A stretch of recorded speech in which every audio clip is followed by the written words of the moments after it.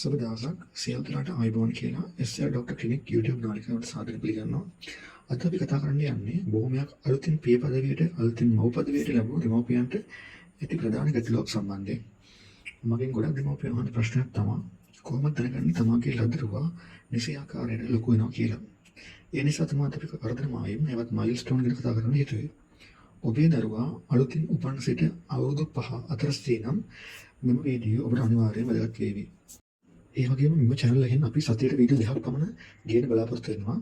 ඒ නිසා ඔයාලට තියෙන සෞඛ්‍ය ශාස්ත්‍රයේ ඕනෑම ප්‍රශ්නයක් තියෙනවා නම් පහලින් කමෙන්ට් කරන්න. ඒ වගේම මෙවැනි තව වීඩියෝ නරඹන්න අවශ්‍ය නම් මේ channel එක subscribe කරන්න. එහෙනම් කාල වේලාව නොයවා අපි කතාව පටන් ගමු.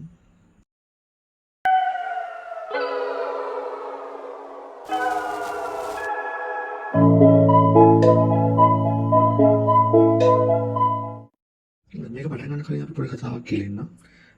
මේ මට හම්බුනේ patient කෙනෙක් සම්බන්ධයෙන්. මේ දරුවගේ උපන්දාට පොඩි අංග චලනවල වෙනස්කමක් දැක ගන්න හම්බෙලා තියෙනවා.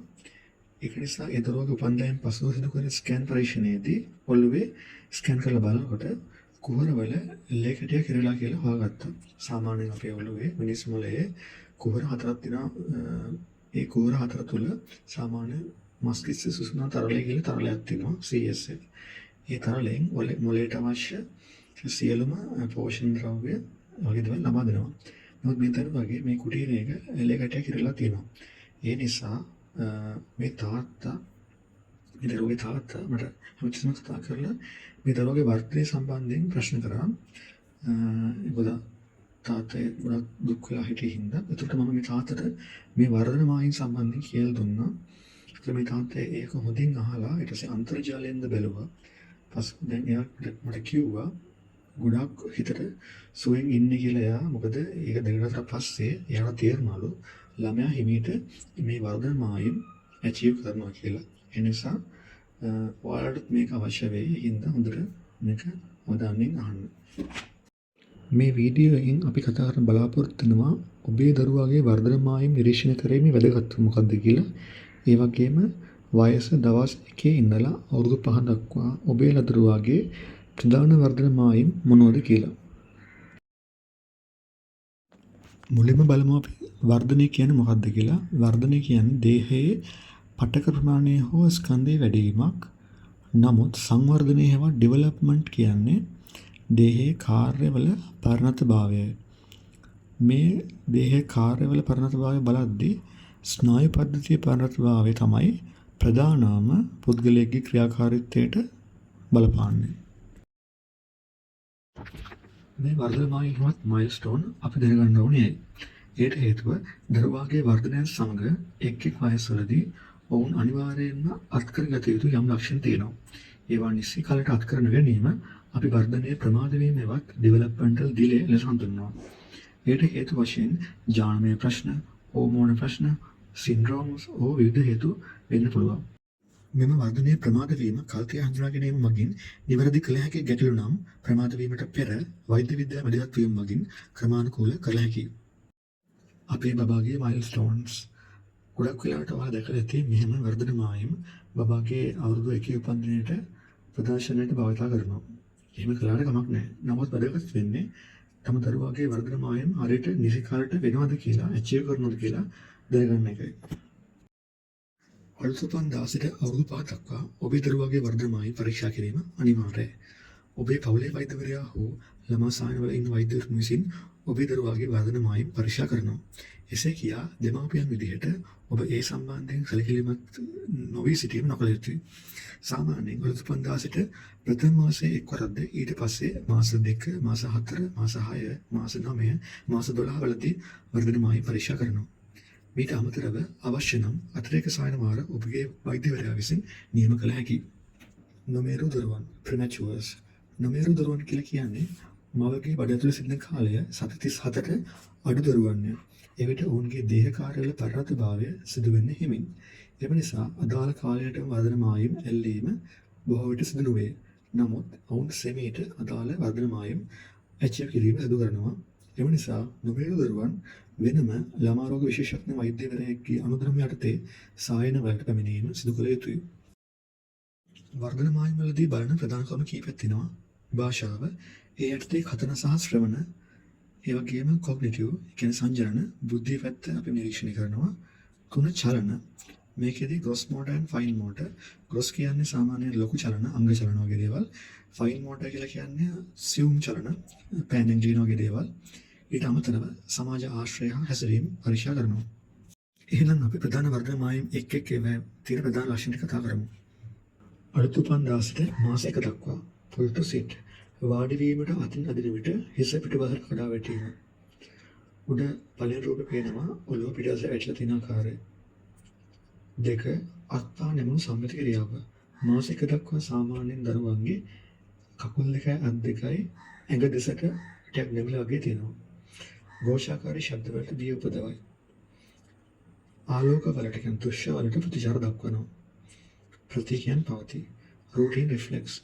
ඔය පල්ලෙහා තුමුන් රූපේ පෙන්වලා තියෙන ආකාරයට අපේ ඇඟිල්ල දරුවාගේ කටේ කෙළවරට ලං කරලා තිබ්බාම ඒ දරුවා අර උරන්න වගේ ලෑස්තිනවා. ඒ තමයි රූටින් රිෆ්ලෙක්ස් කියන්නේ. මාස 2 වන විට වොකින් රිෆ්ලෙක්ස්. දරුවා කෙලින් අල්ලාගෙන දරුවාගේ කකුල් දෙක ඇඳේ ගාවනකොට ඇවිදින්න වගේ try කරනවා. නමුත් මේක මාස 2ක් අවසන් වෙද්දී නැති වෙලා යන්න පුළුවන්. තිරස් ලෙස චලන වන වස්තුන් අනුගමනය කරයි. ඒ කියන්නේ තිරස් ආකාරයට ඔය වස්තුවක එහෙට මෙහෙට ගෙනිච්චොත් එහෙම දරුවා කැමති වස්තුවක්. ඒතර දරුවා ඒක දිහා ඒක ෆලෝ කරනවා. බඩ යටට සිටින විට හිස අංශු 45 නැඹුරුවට ඔසවයි. ප්‍රතිචාරාත්මකව සිනාසය. මාස 4 වන විට පළමු රූපේ පෙන්වා දී ආකාරයට වාඩි වීමට අතින් අදින විට බබාගේ හිස දැන් පිටුවසට කඩා වැටෙන්නේ නැහැ. දෙවන රූපේ පෙන්වා දී ආකාරයට බබා බඩ යට වෙන්න ඉන්නකොට නිකට උර හිස ඇඳෙන් ඉහළට තනිව ගන්න පුළුවන්. ඒ වගේම වැලමිට මත බරදරයි. පිටුපසට ඉදිරිපසට පෙරලෙන්න දැන් පුළුවන්. ඒ නිසා අම්මලා පොඩ්ඩක් දැන් පරිස්සම් වෙන්න ඕනේ. වස්තුන් සඳහා අත දිගු කරයි. වස්තුන් අත්ලේ ග්‍රහණය කිරීම ආරම්භ කරනවා. ඒ වගේම තනිව හඬ නගයි.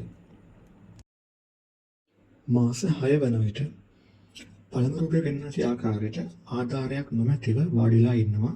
නමුත් කර්ව්ඩ් බෑක් එකක් තියෙනවා. ඒ කියන්නේ පිටිපස්ස කොන්ද කුඩු වෙලා වගේ තමයි ඉන්නේ. සියල්ල කටට දමා ගනී. දෙවන රූපේ තියෙන ආකාරයට හැමදේම කණ්ඩ යනවා. ඒකින්ද දෙමව්පියන් පොඩ්ඩක් දැන් සැලකිලිමත් වෙන්න ඕනේ. ඒකාක්ෂර ශබ්ද බැබ්ලින් කරනවා. බා වගේ එකම શબ્දය නැවත නැවත දානවා. ආගන්තුක බිය ස්ට්‍රේන්ජර් ඇන්සයිටි. දැන් තමයි මෙයා ස්ට්‍රේන්ජර්ස්ලම අඳුරගන්නේ. ආගන්තුකයන් අඳුරගන්නවා. ඒක නිසා දැන් බයක් ඇති කරගන්නවා. එක් අතකින් වස්තුවක් අනෙක් අතට මාරු කිරීම සිදු කරනවා. නමුත් මේක හරියටම වෙන්නේ මාස 7ේදී. මාස 6ේදී පොඩ පෙන්වන්න කරනවා. මාස 9 වන විට ආධාරයක් නොමැතිව වාඩි වෙනවා. ඒ කියන්නේ ස්ට්‍රේට් බෑක් එකක් තියෙන කොන්ද කුදු වෙලා නැහැ දැන්. බහුඅක්ෂර බැබ්ලින් කරනවා. ඒ තමයි භාගයේ ශබ්ද දෙකක අක්ෂර කරනවා. බඩගා යාම එවත් ක්‍රෝලින්. බඩගා යාම උත්සාහ කරන මේ වෙලාවේ ගෘහ භාණ්ඩ අල්ලාගෙන සිර ගැනීමට වෑයම් කරනවා. pull to stand කියන අපි. ඒ කියන්නේ object permanence. ඒ කියන්නේ තමන්ගේ දන්න කට්ටිය තමන්ගේ අවට නොහිටියට එයා දන්නවා එයාලා එක්සිස්ට් වෙනවා, එයාලා ජීවත් වෙනවා, ඒගොල්ලෝ ඉන්නවා කියලා ඔළුවේ තියෙනවා. පොතේ පිට පෙරලයි නොමේරු සියුම් ග්‍රහණ පෙන්වනවා. සියුම් ග්‍රහණ කියලා කියනවා පෑනින් කියන වගේ දේවල්. මේක හරියට පෙන්වන්නේ මාස 10ේදී. මාස 9 ලාවට පෙන්වනවා. අම්මා තාත්තා කියලා කියනවා. සාමාන්‍යයෙන් පහළ රූපේ පෙන්වලා තියෙන කී විදිහට මාස 7ක් විතර යනකොට සාමාන්‍යයෙන් අම්මා තාත්තා නෙමෙයි හැමෝටම අම්මා තාත්තා කියනවා. නමුත් මාස 10ක් වෙනකොට හරියටම අම්මා තාත්තා හොයාගෙන එයාටම තමයි අම්මා තාත්තා කියලා කියන්නේ. මාස 10 වෙන විට අම්මා තාත්තා කියලා දෙමාපියන්ට පමණක් භාවිතා කරනවා. පරිණත සියුම් ග්‍රහණයක් තියෙන්නේ පෑනින් ලියන වගේ දේවල් හරියටම කරනවා. පීකබූ සෙල්ලම් කරනවා. පල්ලෙහා රූපේ විදිහට පීකබූ වලට සෙල්ලම් කරනවා. ඒ වගේ බායි කියනවා. කියන්නේ අත අර වේව් කරනවා වගේ අර පෙන්නනවා. බායි කියන්නේ මාස 10ක් වෙනකොට. මාස 12 වන විට අතින් අල්ලාගෙන ඇවිදී අස්ථාවර ඇවිදීමක් තියෙන්නේ. ඒතන අතින් අල්ලන් ඇවිදින්නේ. අත් දෙකෙන්ම කෝප්පෙන් බනවා. අම්මා තාත්තා හැර වෙන වචන දෙකක් හෝ තුනක් භාවිත කරනවා. කැට දෙකක් සහිත කුළුණක් හදන්න පුළුවන් බිල්ඩින් බ්ලොක්ස් වලින්. ජොයින්ට් ඇටෙන්ෂන්, පන්දුවට පයින් ගසනවා, වෙන්වීමේ කාංසාවක්, එන්නේ සෙපරේෂන් අන්සරයක් තියෙනවා, කුඩ කොණ්ඩනවා වගේ දේවල්. උදේවත් දෙයක් තමයි සාමාන්‍යයෙන් වසර එකක් වෙනහම සාමාන්‍ය වසර එක පයින් දෝනේ එයාට අර එක අතකට හුරු වෙන්න, වම් අත දකුණු අතට හුරු වෙන්න සිදු වෙන්නේ අවුරුද්දකින් පස්සේ. අවුරුද්දකට කලින් එයා එක අතට හුරු වෙනවා නම් ඒක ලොකු ප්‍රශ්නයක්. අනිවාර්යයෙන්ම ඒක වෛද්‍යවරයෙක් හම්බ වෙන්න ඕනේ. මාස 18 වන විට හැන්දක් අල්ලාගෙන ආරක්ෂිත ආහාර මුඛයට ගනී. බෝනික්කන්ට කවයි. ඒ කියන්නේ සංකේතාත්මක ක්‍රීඩාවක් තමයි කරන්නේ ඒගොල්ලෝ. වචන 6ක් 10කින් යුත් වචන මාලාවක් තියෙනවා. ශරීරයේ කොටස් එකක් හෝ දෙකක් නම් කිරීමට හැකියාවක් තියෙනවා. ස්ථාවරව ඇවිදිනවා, වැටෙන්නේ නැහැ. බලියන්දී කියන්නේ ස්ක්‍රිබ්ලින් කරනවා. ඔය පැත්තේ පෙන්වලා තියෙන පහලින්. කැටි 3කින් යුත් කුළුණක් හදන්න පුළුවන් කියනවා. අර බිල්ඩින් බ්ලොක්ස් වලින්. තමන්ගේ නම කියනවා. වචන දෙක වාක්‍ය කියන්න පුළුවන්. ඒ කියන්නේ කිරිය ඕනේ, යන්න ඕනේ වගේ දේවල් කියන්න පුළුවන්. අවුරුදු 2 වන විට වැසිකිලි පුහුණුව තියෙනවා. අන් අයව අනුකරණය කරනවා, ඉමිටේට් කරනවා. වචන දෙක වාක්‍ය හොඳින් භාවිත කරනවා. පඩිපෙළේ ඉහළට සහ පහළට ඇවිදින්න පුළුවන්. උඩපණී කැට 6ක කුළුණක් හදන්න පුළුවන් බිල්ඩින් බ්ලොක්ස් වලින්. සහයෝගයෙන් සෙල්ලම් කරනවා. ආක්‍රමණශීලී විය හැකි, පොඩ්ඩක් ඇග්‍රෙසිව් වෙන්න පුළුවන්. අවුරුදු 2 ඉතින් ආක්‍රමණශීලී වෙන්න පුළුවන් පොඩ්ඩක්. ඉතින් ඒ වයසේ හැටි නැතුව ඒ ළමයාගේ ප්‍රශ්නයක් නෙමෙයි. ඒ වයසේදී පොඩ්ඩක් ඇග්‍රෙසිව් වෙනවා සාමාන්‍ය. ඒ හින්දා ළමයාට බයින්න ගහන්න ඉතින් යන්න එපා. හොඳින් බලා ගන්න.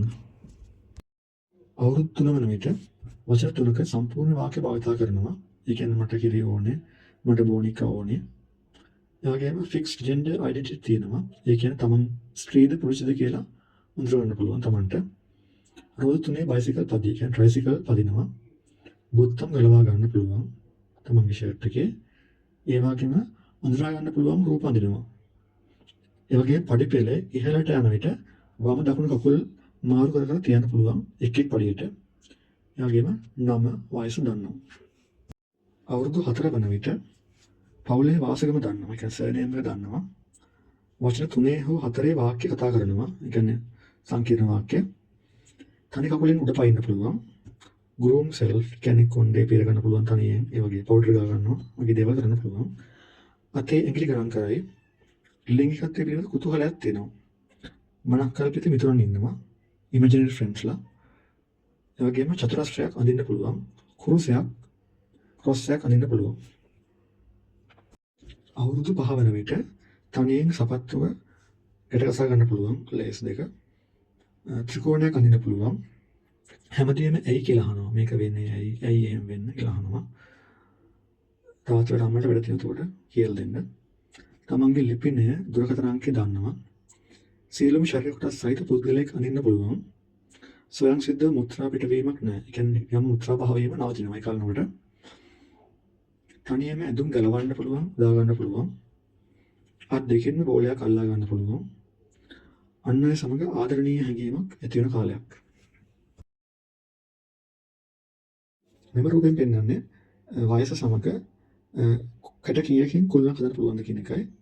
ඒ වගේම බලි රූප අඳිනවද, කොටු අඳිනවද, ඒ වයස සමග කොහොමද ඉන්නේ කියලා. සාමාන්‍යයෙන් කැට 3ක කුළුණක් හදනවා මාස 18න්. කැට 6ක හදනවා අවුරුදු 2කින්. සාමාන්‍ය කැට 8ක කුළුණක් හදනවා අවුරුදු 2කමාරින්. නැත්තම් ට්‍රේන් එකක් හදන්න පුළුවන්. සාමාන්‍යයෙන් බ්‍රිජ් එකක් හදනවා, පාලමක් හදන්න පුළුවන් අවුරුදු 3න්. ඒ වගේම ස්ටෙයා කේස් එකක් කියන්නේ පඩිපෙළක් වගේ හදනවා අවුරුදු 4න්. ඒ වගේම සාමාන්‍ය බලි අඳිනවා මාස 18න්. තනි ඉරක් අඳිනවා අද වෙන්නේ නැතුව අවුරුදු 2කින්. රවුමක් අඳින්න පුළුවන් අවුරුදු 3න්. ක්‍රොස් එකක් අඳිනවා කොටුවක් ගැන. කතරයක් අඳින්න පුළුවන් අවුරුදු 3මාරින්. කොටුවක් අඳින්න පුළුවන් අවුරුදු 4න්. සහ ත්‍රිකෝණයක් අඳින්න පුළුවන් අවුරුදු 5න්. එහෙම තමයි සාමාන්‍යයෙන් ළමයා වර්ධනයත් එක්ක අඳින්න පුළුවන් ආකාරය. ඒ සමග මේ වීඩියෝ එක මෙතනින් අවසන් වෙනවා. මම හිතනවා ඔයාලට පොඩ්ඩක් අදහසක් ඉන්නති කියලා මේ වර්ධන මායිම් සම්බන්ධයෙන්. මේ වගේ තවත් වීඩියෝස් ඉස්සරහට බලන්න ඕන නම් අනිවාර්යයෙන්ම subscribe කරන්න. සුබ දවසක් වෙනවා.